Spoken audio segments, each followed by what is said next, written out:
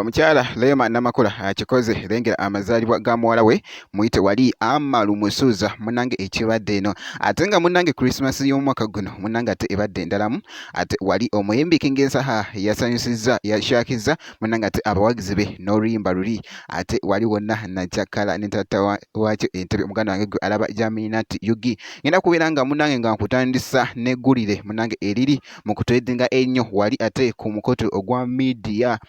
munnange muwala wa Leema Namakula muyite Amaru Musuuza. Everyone, it's my birthday.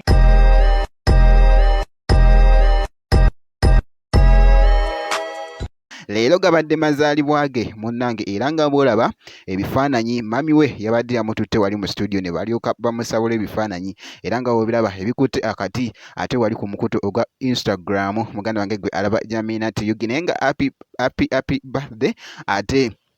ako Amaru Musuuza bwekyo munnange ate bwekitambudde esayidi eyo kakati waliwo akatambi akali mu getinga viral ku mukutu ate ogwa Facebook King Nsaha kataddeyo wali bakiyobedde wali era nga ndowooza olaba bannange mwana mulenzi nga abadde atuuka ku stage bibadde bitya abadde yeetooloddwa munnange ate babodyguard be wali wonna nasobola okulinnya ate wali ku stage okubeera ng'agenda performinga wali oluyimba Najjakala bibadde bitya bibino mu katambi bampita Jaminati ngenda kubeera nga munnange nga nkulekera akatambi kano ngenda kubeera nga nkomawo ate maaso eyo nezi update endala making sure nti no subscribinga obeera nga tonnaba.